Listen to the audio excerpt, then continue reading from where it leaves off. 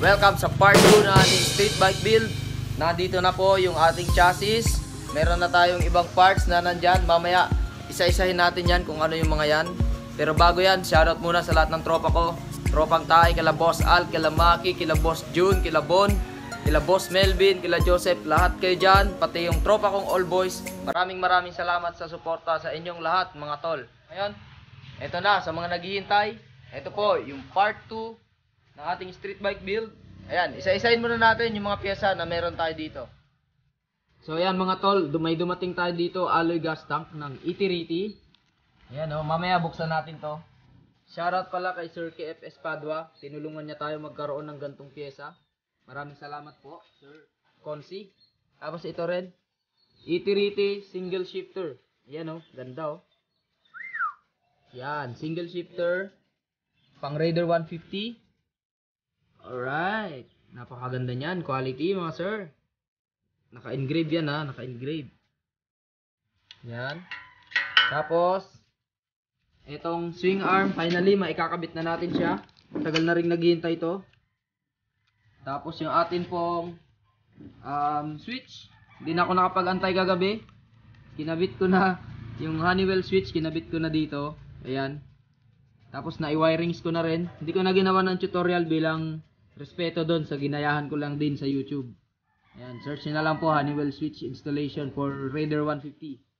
Ayan, nandito na rin yung grips, pati yung ating CNC bar end. Oh, pasensya na, sobrang excited ko kagabi, kinabit ko na siya. Ayan. Tapos meron din tayo ditong Yamaha quick throttle. Ito yung gagamitin nating throttle. Tapos yung ating T-post, plus mga CNC bolts, lighten 4 case, naka-assemble na, kakabit na lang. Yung ating caliper. Tapos ito yung mga bolts na gagamitin natin. Ayan, mga CNC bolts, big head, yan, mga pang T-post, pang cover. So, white gold na po lahat yung gagawin natin dyan. And, sa mga nagtatanong, maraming tanong, akala nila bago to. Ito pa rin po yung Itiriti ko dati pa. Halos 2 years na ata ito. Pero kita nyo naman, di ba? Parang bago pa. Daily use yan mga sir. Yan ang quality. Yan. So, shoutout ProCab. Siyempre, branded yan. Stickman TV. So, yung YSS, ito lang muna yung gagamitin natin. Wala pa tayong pambili. So, yan. Start na natin para di na tayo matagalan. Game! So, para simulan mga idol, unahin natin itong T-post natin. Ayan, repainted lang siya na silver. Stock lang to. So, ito muna yung unahin natin.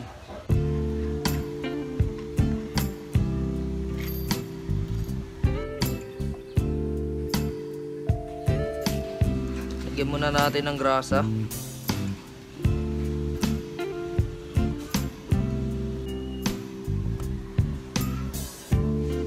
So ayan na yung mga bearings nya mga sir. Nilagyan ko ng grasa para dumikit. Tapos suksok na lang natin.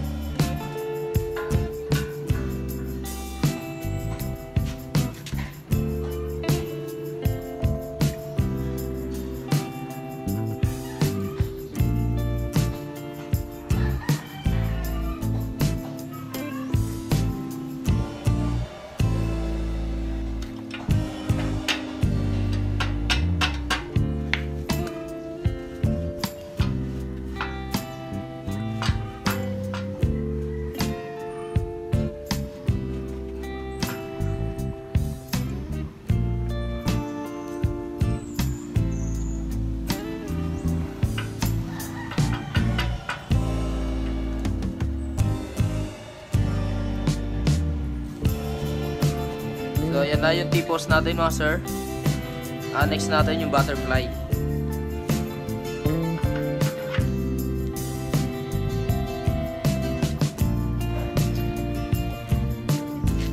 So ito, yung dating gold natin, binabad ko lang po. Naging white siya. Yan. Ginamitan ko lang ng acid rain remover. Shoutout sa mga tae na nagturo sa atin. Yan.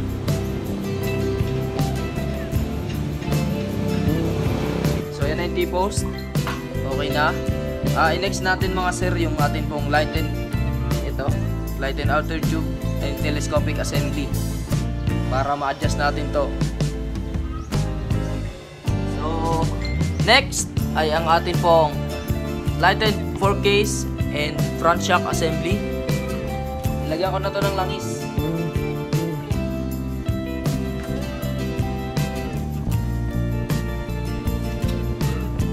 What the fuck was that? Lagyan natin ng konting grasa para medyo madulas.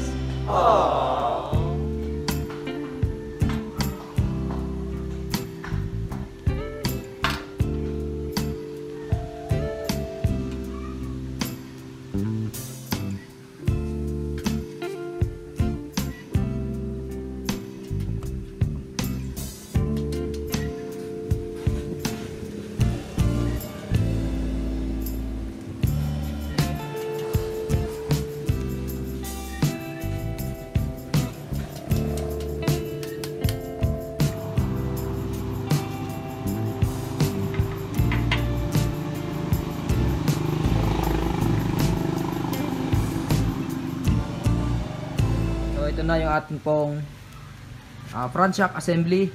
Yan. Higpitan ko na lang yung mga bolts. Di pa nakahigpit yan. Itong ginamit ko mga sir pang FI. Kasi binawi ng may-ari yung dating kinabit natin yung pang Raider carb. Pero same lang naman. Ang nagkaiba lang yung lock. Yan. So higpitan ko lang muna yung mga bolts. Wow! Ganda niya na.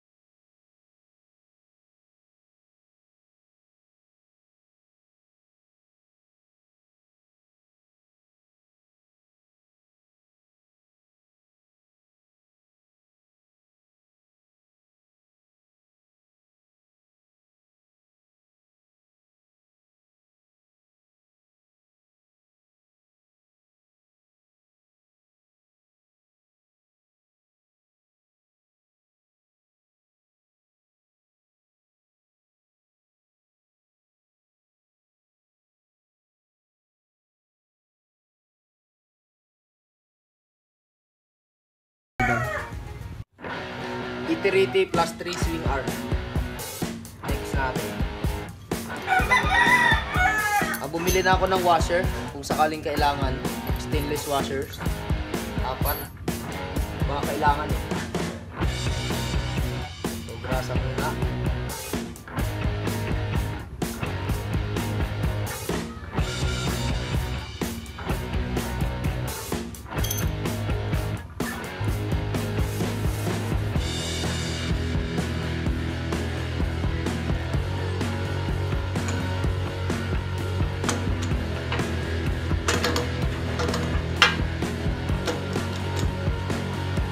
So yan mga idol, buti bumili tayo ng washers.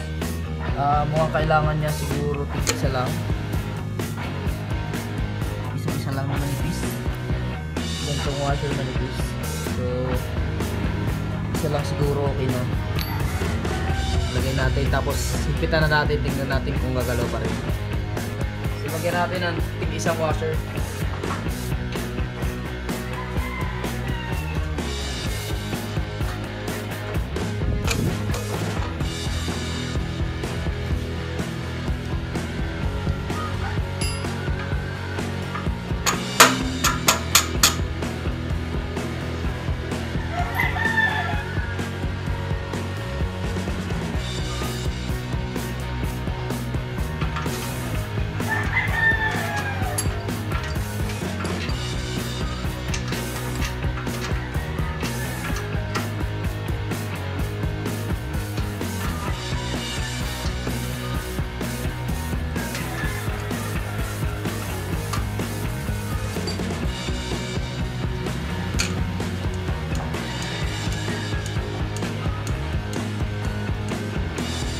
So yan na, gas tank, swing arm, front shock, tig isang washer na manipis mga sir ha.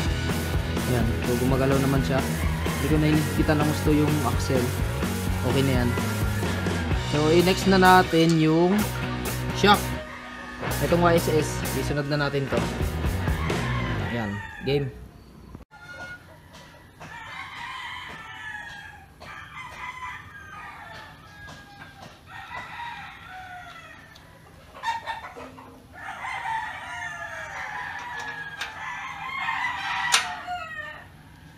So, ito papalitan din natin pag meron na tayong bolt na CNC.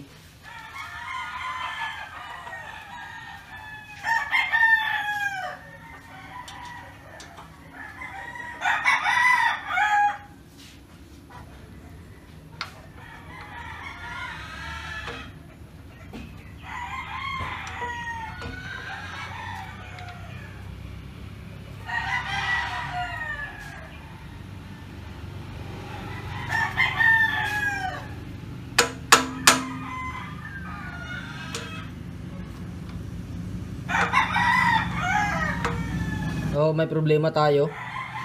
Ayaw pumasok nitong bushing dito sa kabitan ng swing arm. Yan, di siya kasya. So isa-sander ko lang, konting-konti lang naman. Mga 1mm lang. Pero ayaw ko persahin. Sander ko ng konti itong YSS natin.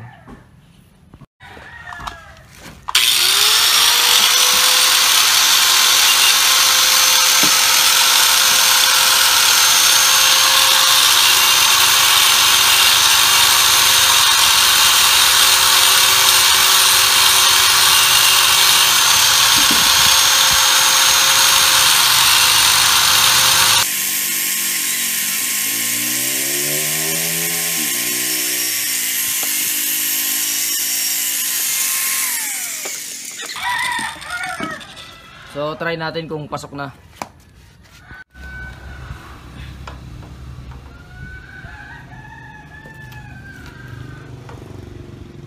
So yun na.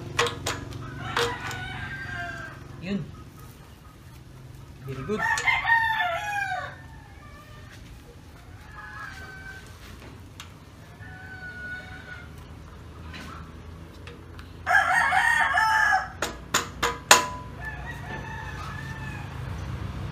Yun. Nice.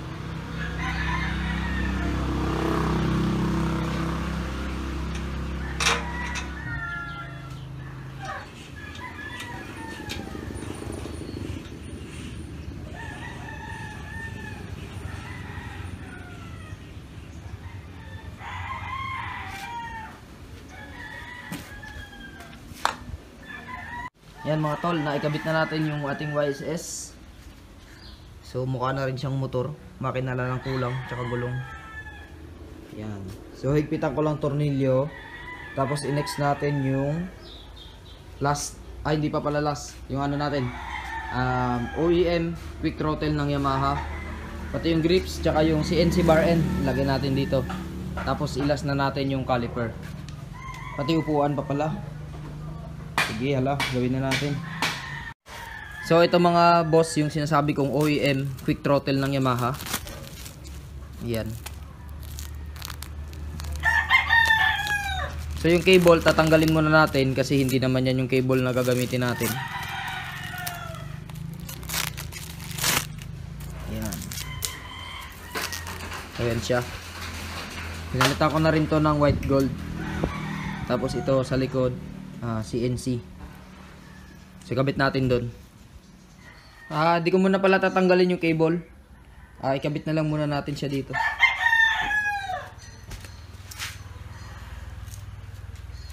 Pampadulas.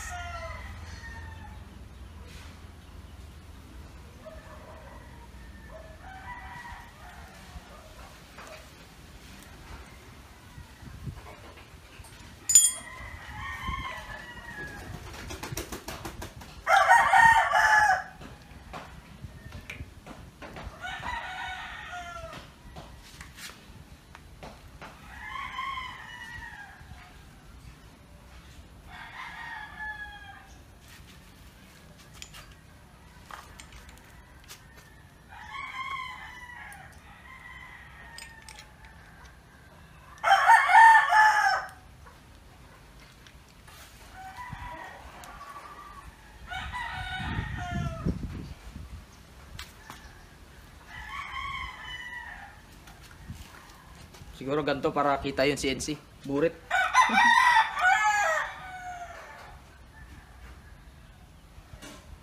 So, ito yung bar end natin.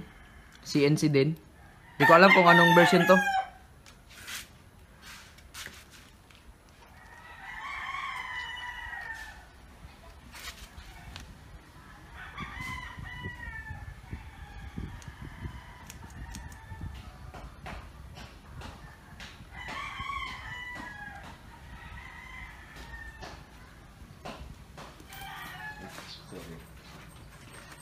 Edit lang, edit. Magano doon? Mag-fishing. Manggulo? Mag-fishing. Ay, tulo? Nanggulo? Ay, pinupunto. Silver naman pala. Silver to, Berthoud yan. Saan yung iba? Wala. BP sa Libertad. Airport. Ano, Maribong. People sa Biton. Si? Si Erwin, magkasama yun. Tawag mo rito. Mga umandar na yun. Magano si Pipoy? Di ba magkapabitan yan? Saan tutol? So ito na yung ating OEM quick throttle. Shoutout sa mga nanggugulo. It's the motherfucking Eagle Double G. Snoop Dogg! May dumating dito mga bulabog. Yan. Tapos next na natin yung shifter natin sa likod. Tapos last na yung caliper. So ito yung gagamitin nating spacer para dun sa shifter. Bumili ako ng round nut na stainless. Yan. Hindi ko alam sukat.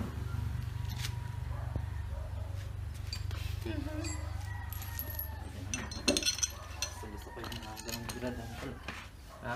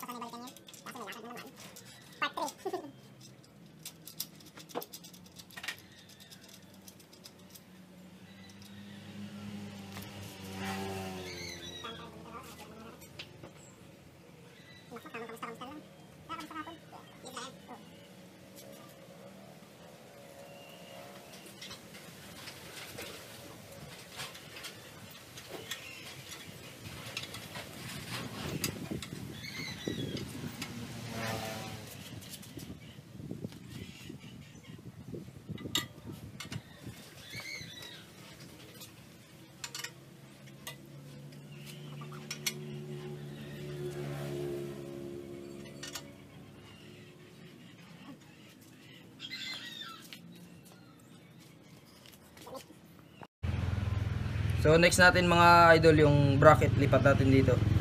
CNC bracket, lipat natin sa caliper. Para may pira pa.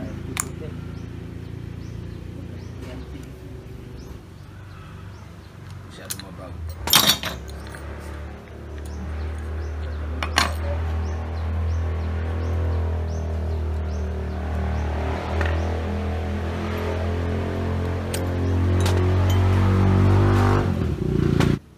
Hindi yung kapitan, di ba? Insanin pa nila. Si Chalide Riguro. Dito nagtatrabaho sa munisipyo yung ano eh, yung iski doon. Oh, mahiya siya sa atin.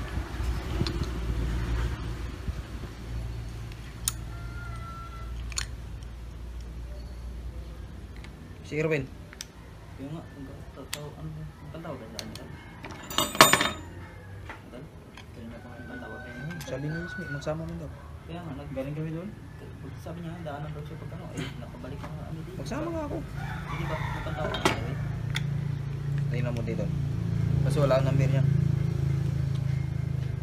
Type mo lang. Wala ka number mo? Wala. Bago kasi yan.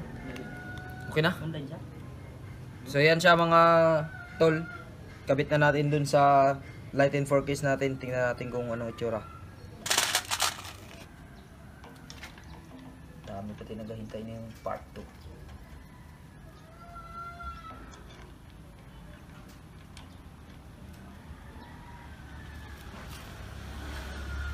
Bakit pag galing sa YouTube, grabe ka bilis mo magkabit ulo? Ha? Bilis mo magkabit? Siyempre, makabisado mo man yan. May video pa nga yan. Kung walang nag-video, hindi ka tuloy-tuloy lang gawa. Saglit lang.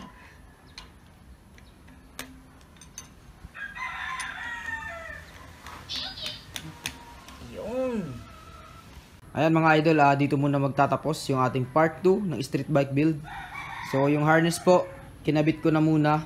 Hindi ko na na-video yan dahil nahirapan ako mag-isip pag merong video. So siguro sa part 3, i-try nating ikabit yung makina. Ayun siya oh. So yan yung makina natin. I-try natin siya ikabit sa part 3. Pag bakante yung oras ko, ikakabit ko yan. Tapos try natin siyang paandarin. So sa part 2, ito lang muna mga idol. Throttle, ayan yung caliper, shifter. Napakaganda, ang linis tingnan. Ayan, shoutout sa Itiriti. Pati swing arm, gas tank Itiriti din. So marami pong salamat. Kung umabot kayo sa video na to, maraming salamat sa inyo mga idol. Solid kayo. So shoutout po sa lahat. Ingat tayo palagi. Like, share, subscribe. Stickman TV signing out. I don't believe in destiny, I just do what's best for me. Don't listen to my enemies, they're just full of jealousy. Yeah, this legacy, you gon' see what's left of me. You gon' see success in me, you ain't seen the rest of me. I just wanna be the best at what I know, better than the rest, just watch me grow. Put me to the test and watch me go. This is my quest, I'ma make it known. They call me obsessive, oh I know. Call me selective with my notes, call me aggressive with my flow. Call me offensive even though Joe, I ain't gonna lie, life's tough, try to get by, life's